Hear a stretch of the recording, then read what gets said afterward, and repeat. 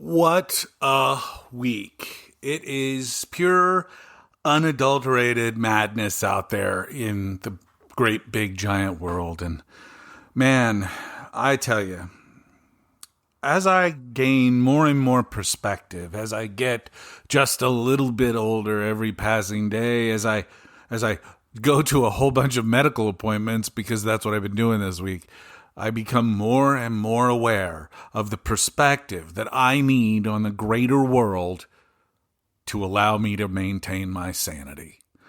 Whew. Maybe I should just stop this altogether. Let's talk.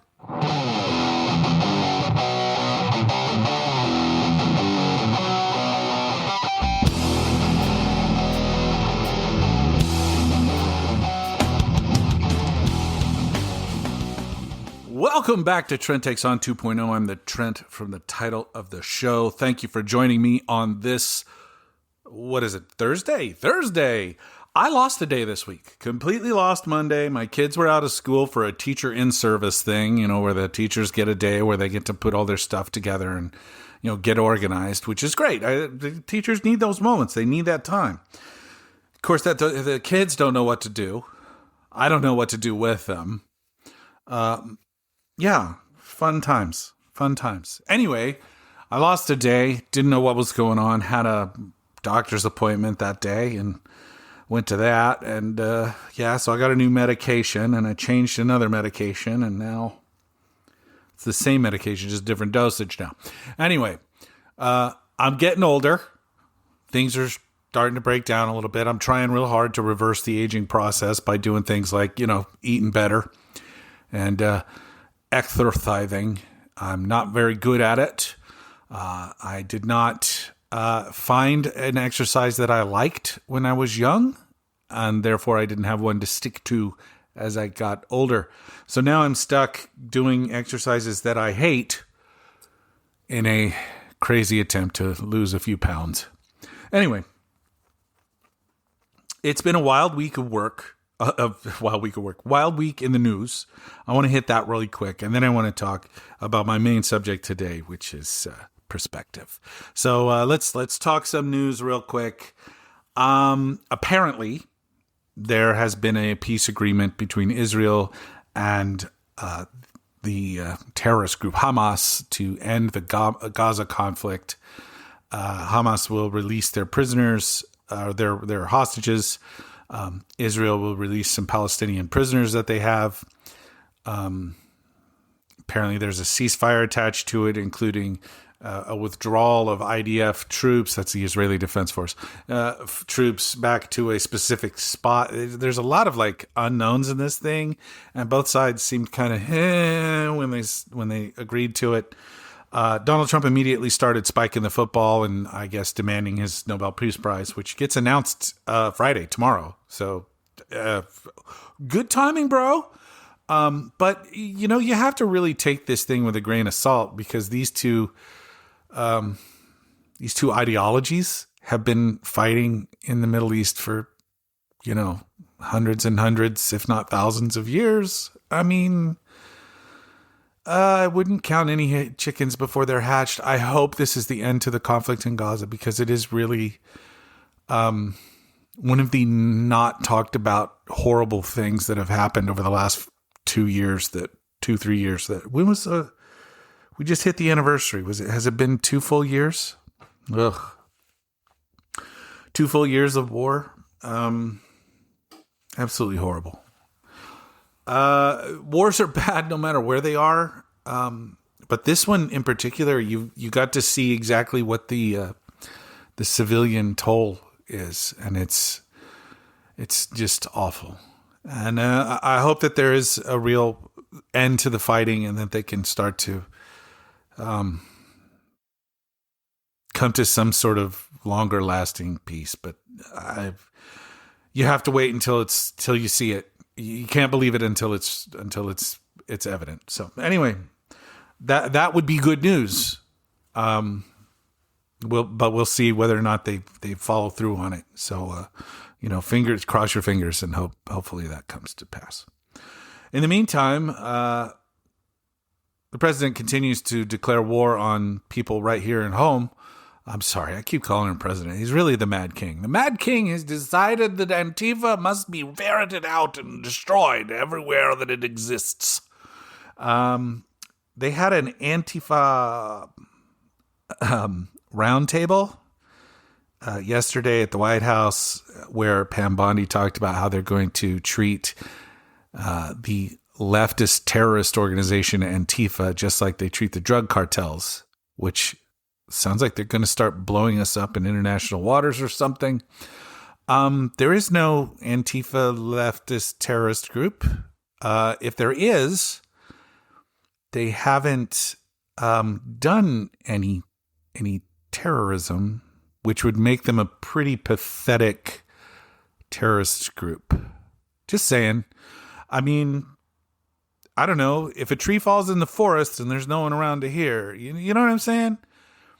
What this looks like is this crazy regime has decided that they are going to utilize their war powers and their assumed war powers to attack their political opponents wherever they find them, including using the military and the Department of Justice to do so. So we got that to look forward to. That's exciting. People are not into that. Just saying. Stephen Miller made a mistake in a CNN hit when he admitted that the president has plenary power to do something, and that specific word means that he has complete power. I mean, in other words, unchallengeable power to use the military however he wants. No, that's not true. And he caught himself in the middle of it and went silent for a really long, terrifying pause where the CNN host asked him repeatedly if he was okay. Did he lose Mike or what? But no. He caught himself. He said something out loud that he shouldn't have said. The Mad King does not have ultimate power. He doesn't. He doesn't. We don't do that here in the United States. And freedoms are special. And Donald Trump has decided that he gets to determine who gets freedom and who gets what kinds of freedom and who doesn't have freedoms. And that's not the role of the president. That's not the role of the office. Bad things are afoot. And you need look no further than his description of how they took away the First Amendment. We take away the freedom of speech. He says, we take away the freedom of speech. People can't burn flags because that's an incitement to violence. We've covered this burning thing. I remember when this was, I'm old enough to remember when the Supreme Court had to hear this. I believe it was like 90, maybe 91. But in the decision, the justice who wrote the majority decision said that if there is any bedrock American principle, it is that people have the freedom in this country to voice their opinions, no matter how odious they may be. And I guess that's, yeah. So anyway, don't burn flags because they want to arrest you. And according to Trump, just put you in jail for a year, which I was unaware that the president could just summarily make up laws. Oh, that's right. They can't. Yeah, that's that Mad King thing again. So we got that going.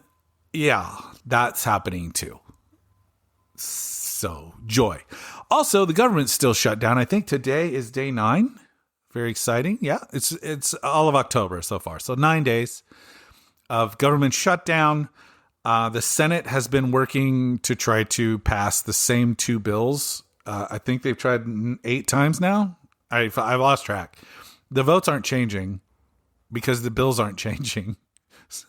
In fact, one of the votes for the bill to reopen the government, Angus King, an independent senator from Maine, has said, well, there's no actual progress being made on this, so I'm thinking about just changing my vote to no so that we can try to get some progress. And go, Angus, go. Angus King, former Republican, I want to say he was the governor of Maine, and switched to independent and caucuses with the Democrats now that he's been elected to Senate. Now, he's been in the Senate for a long time now, so it's not like a new thing. Anyway, so that's going on. We are into early voting in states like Virginia and New Jersey for their off-cycle elections, where they will be replacing their entire state legislatures and the governorships, along with all the statewide offices. All of those are on the ballot. We'll see how that goes. I'm hoping for a big blue wave. Speaking of weird election results, we have a new mayor in Anchorage, Alaska. There was a Democratic woman. I forget her name already. I read this story just this morning. I hadn't had my coffee yet, so my eyes were kind of blurry. But Anchorage, Alaska has elected a Democrat as its mayor for the first time in over a decade, replacing as a shock result over the Republican incumbent. So once again, Democrats just continue to outperform in these elections, be they special or, let's see, off cycle. We'll see what happens. California has also started early voting on the Prop 50, the only proposition. This is the only thing we're voting on. Congratulations. It's a one shot deal. According to the polling I've seen, it looks like yes is ahead 50 to 38, with 12% of respondents unsure as to how they should vote. So we'll see what happens at the end of that. It's all about turnout in these specials, especially when there's nothing else on the agenda. So I'm hoping that Prop 50 does pass. So yes, I'm a yes on 50. Ta-da! Like anybody should have seen that. This is the redistricting, temporarily redistricting the state of California to offset the power grab from Republican states. So we'll see what happens. I'm hoping that all this stuff gets shot down in court, but it is what it is. I don't think it's going to matter, honestly. I think, in fact, what the Republicans are doing will probably end up being a dummy mander because they are going to underperform. So by taking super safe seats and making them just so safe, and lean Democrat seats and making them lean Republican seats, they are actually doing themselves a disservice, because if we do have a wave election, they will get absolutely shellacked. Speaking of special elections, Representative Grijalva of Arizona's 7th district, I believe she's the 7th district. She won her special a couple weeks ago by, I want to say it was 34 points or something like that. It's a landslide. It's a crushing defeat. It was expected, for the record. She's been waiting to be sworn in by Mike Johnson, who refuses to swear her in while the House is not in session, because you can't sign in, because you can't swear in people during a pro forma session, which is funny because he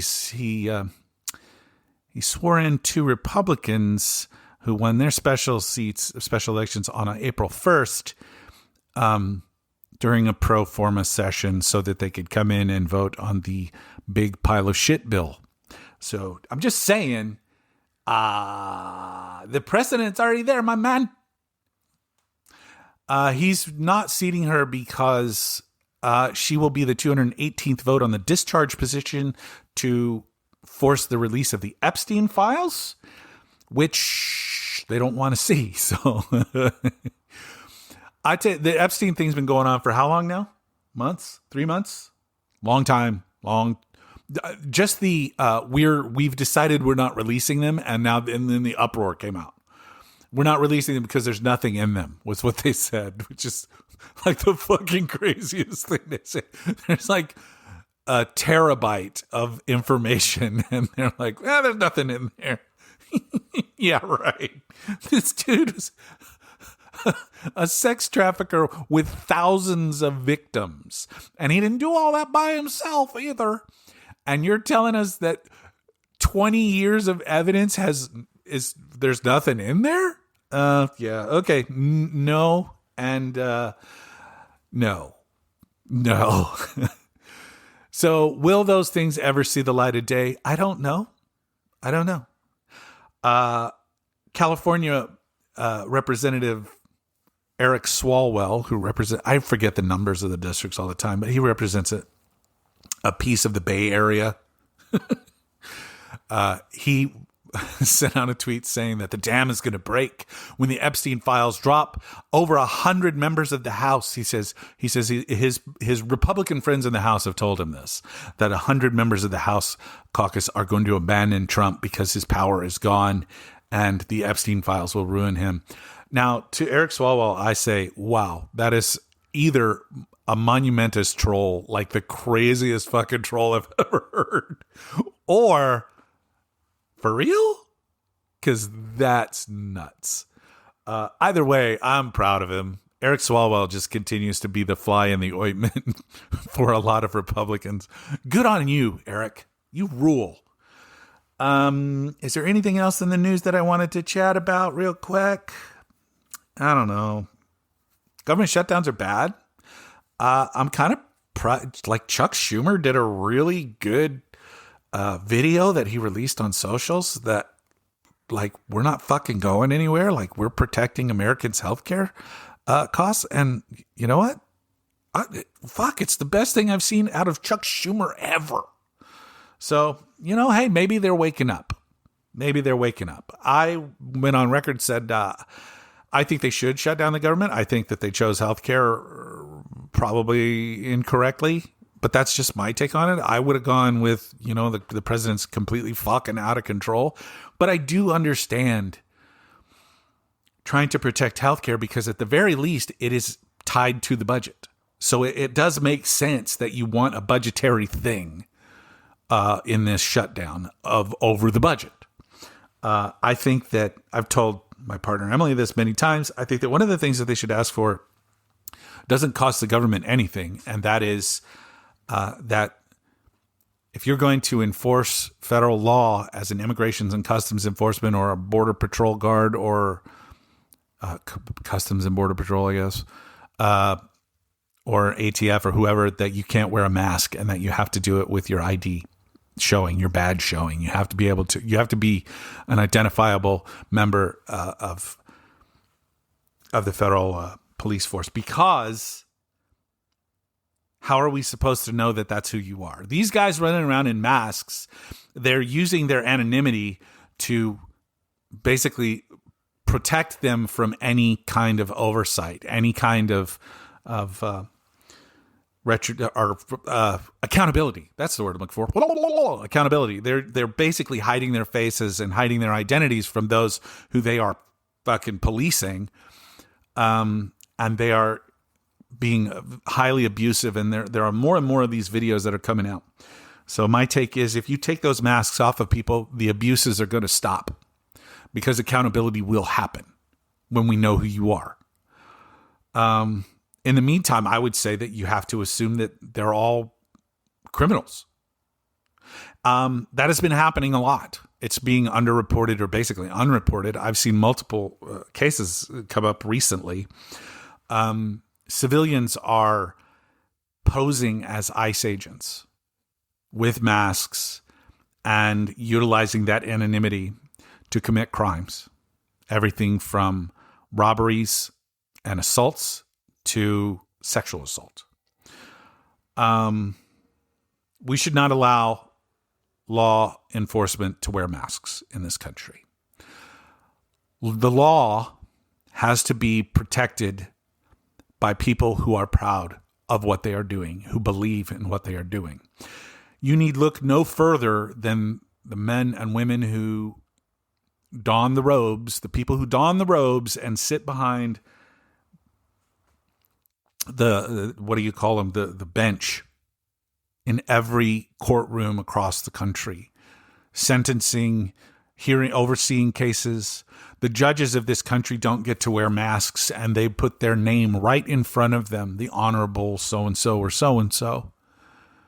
Those judges are not allowed to wear masks. The juries that sentence or that convict people, and I think in some cases, because it depends on the court, some cases they do sentencing as well, but the juries that convict their peers of crimes don't get to wear masks. The police shouldn't be allowed to wear masks either. Everyone deserves the same legal system. Oh, like I said, it's been a week. It has been a crazy crazy, crazy week. And what I wanted to talk about today was perspective. A little bit of perspective. A little bit of perspective. A little bit of old Trent looks in the mirror and sees he's a little bit older. He's a little bit grayer, a little bit rounder. What's up, buddy? I'm doing good. That's me talking to my belly. And I'm starting to get it.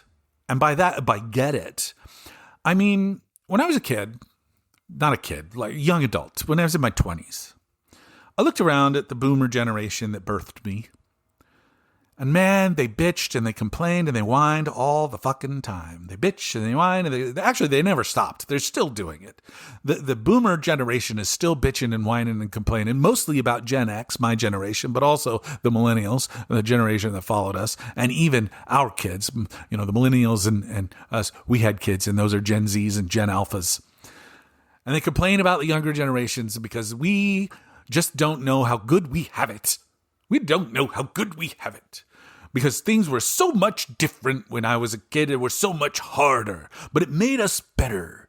See, Boomer's been saying that shit for my entire life. They've been talking to me about how, we had to work hard and blah, blah, blah, blah, blah, blah, blah. And I got to be honest. I worked hard for a long time, and now I am a dad. Like, that's my job. My partner took over and started doing the hard work. She works in software, so it's brainy work.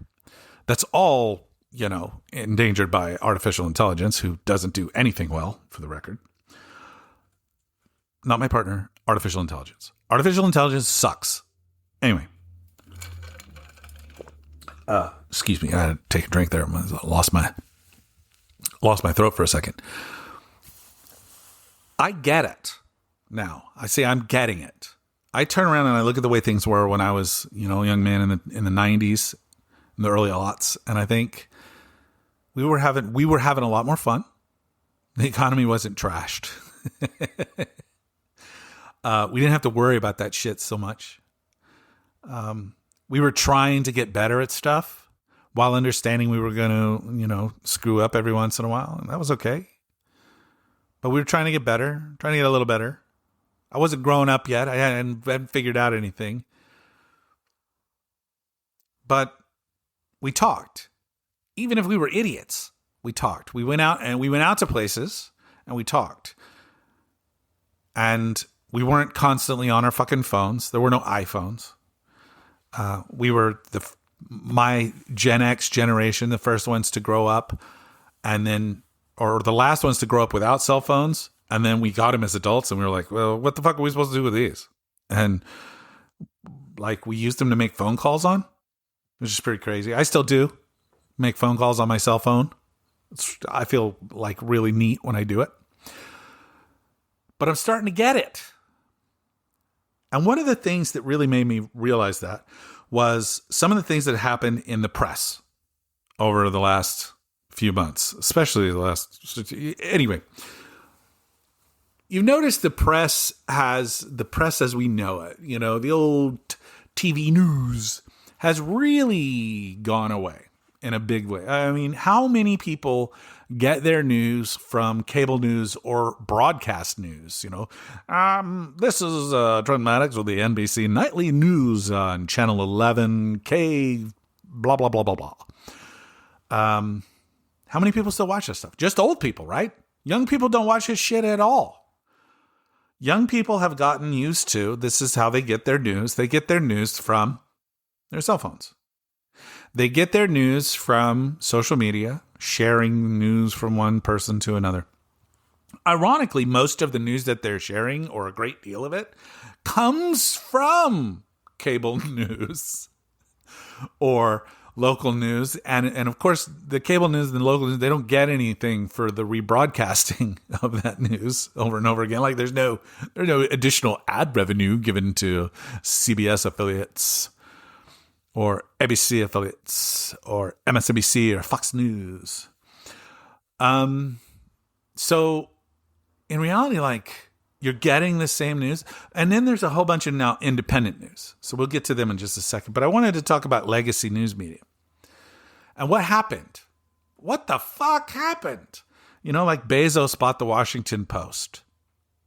And it's a vanity thing. I own the Washington Post. Brother's worth, $200 billion. The Washington Post is like nothing.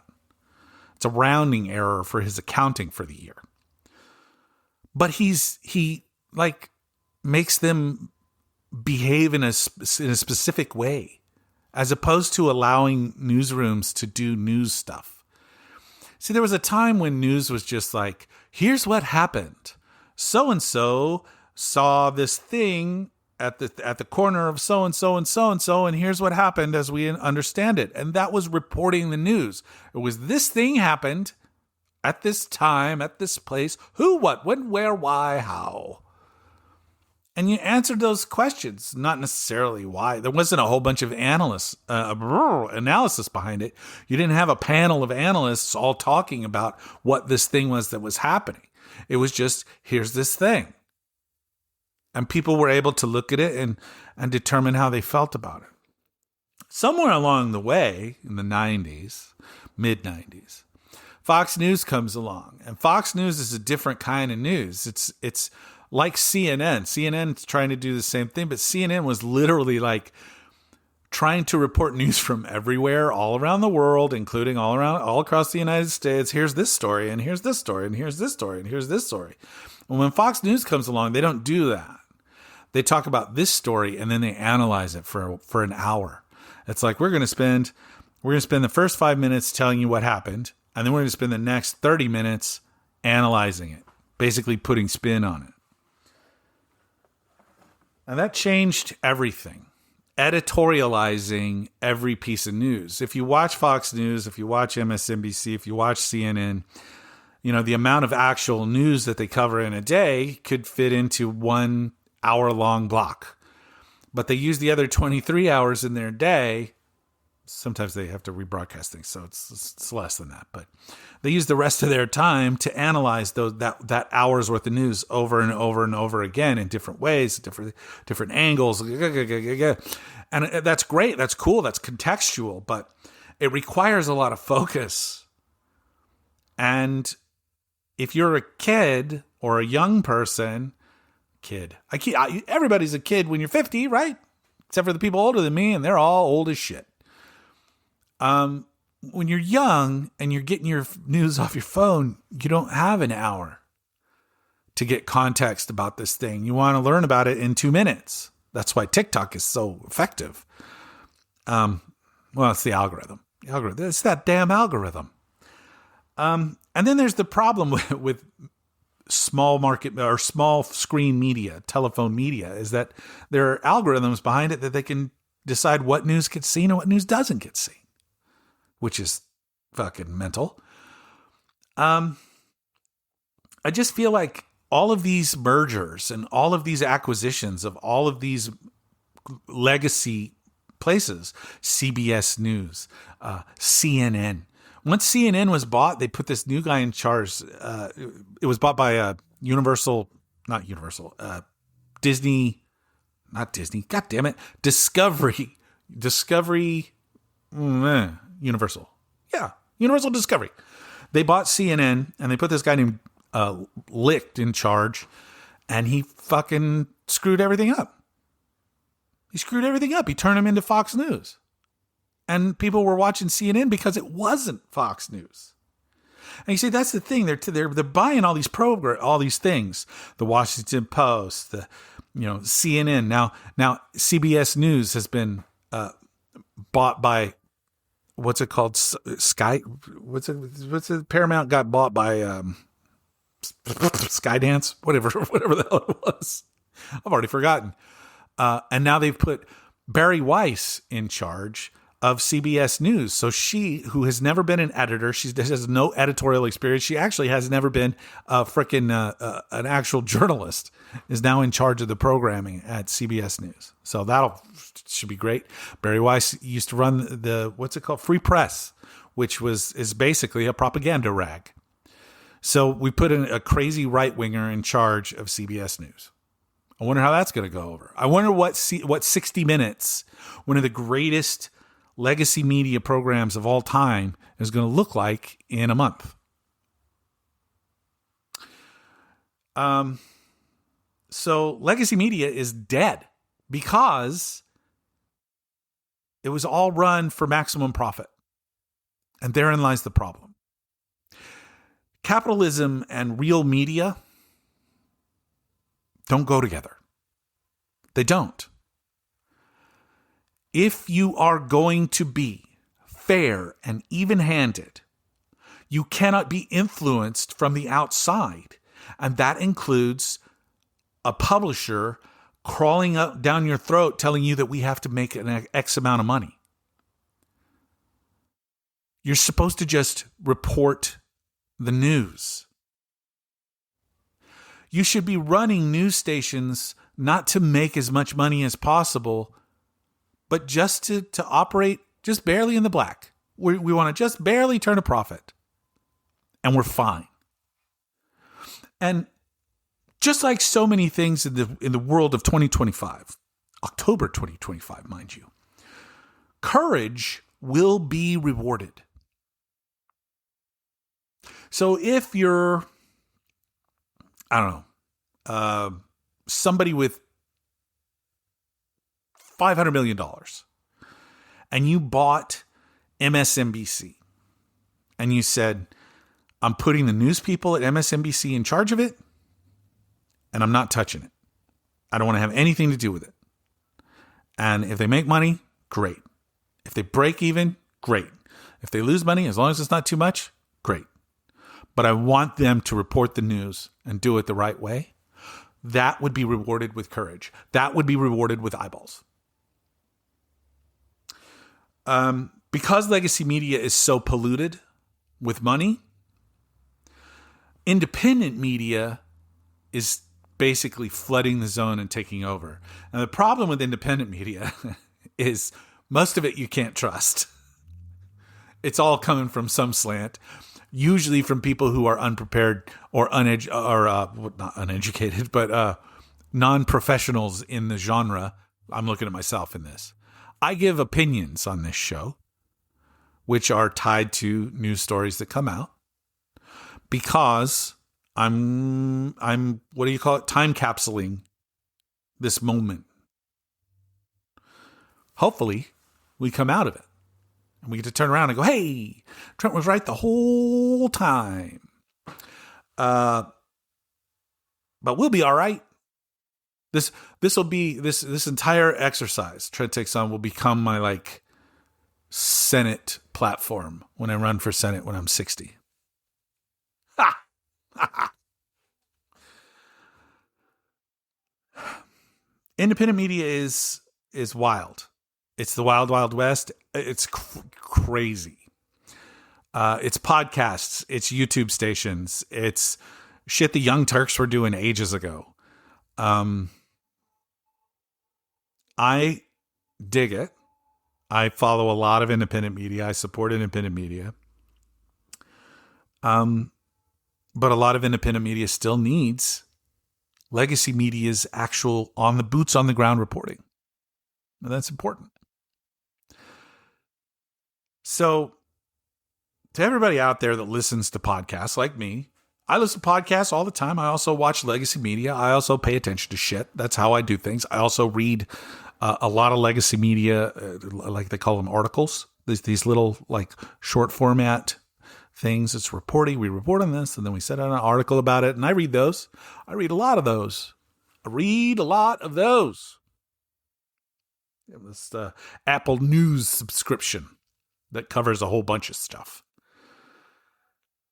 See, being an informed electorate is important.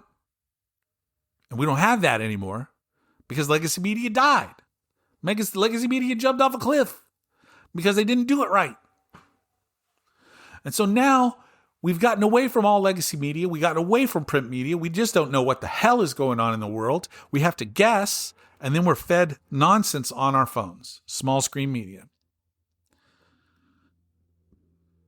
Do you know what's going on in the world? You try. If you listen to this, you probably try. And God bless you. You're doing good stuff. I just look back on the time before these fucking smartphones took over our lives. And I'm like, that was a better time. And now I'm starting to get it. I'm starting to understand what the boomers were saying about how much they miss the good old days. I miss the good old days. I miss when social media was just AOL Instant Messenger and MySpace was the hot fucking thing. Good times.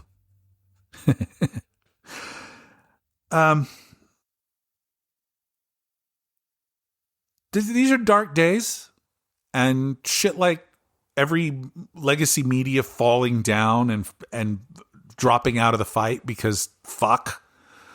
Like CNN is basically right-wing media now. CBS News is about to be right-wing media now. I mean, ABC News has placated, the powers that be, the regime, by settling a ridiculous defamation lawsuit against them. I mean, what president has ever sued anyone for defamation while he was in office? This is it. This is the one. This is the one. Just another thing that he's just the first one to ever do this stuff. If we're to succeed in holding on to our democracy in the face of this fascist regime's rise to power, we're going to need good information to do it. So, I'm just saying, we went out of our way to try to save Jimmy Kimmel. We should also be going out of our way to save some of the bigger media companies. At least the ones that haven't capitulated yet. Don't give in. Don't give in. And if we're not going to support them, we need to support the independent media. Find the ones that you believe in. Be behind them. If it's Midas Touch, it's Midas Touch. Notice they're just like everybody else. They're aggregating. Pod Save America, they're aggregating. We need those boots on the ground still. So, at any rate, I gotta go. It has been a blast. I've got to keep this episode and next week's episode a little bit short because I'm going to run out of time in my allotment time, and I don't want to spend extra on this stuff this month because I'm still bankrolling a second project as well. That is the No Plan, No Problem podcast that I do with my good buddy George. That's going to be coming out tomorrow. We record tomorrow at, I want to say he said 11. Around 11 o'clock in the morning, we're going to get together. We're going to record another episode of No Plan, No Problem. We actually fixed our audio problems from the very first episode. So if you've listened to the first episode, there are 2 additional episodes that have been released that are clean as a whistle.